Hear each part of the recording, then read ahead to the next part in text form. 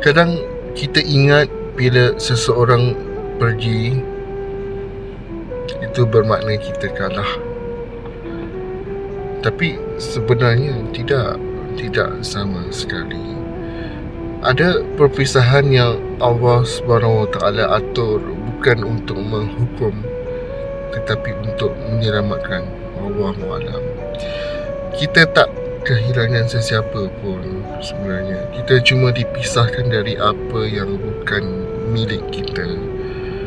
Belajar reda bukan perkara mudah, tapi di situlah letaknya ketenangan. Tak semua kita sayang ditakdirkan untuk tinggal, dan tak semua yang pergi bermakna kita tak cukup baik. Tenang, Allah SWT tak pernah mengambil sesuatu tanpa menggantikan dengan yang lebih tepat pada waktunya. Assalamualaikum.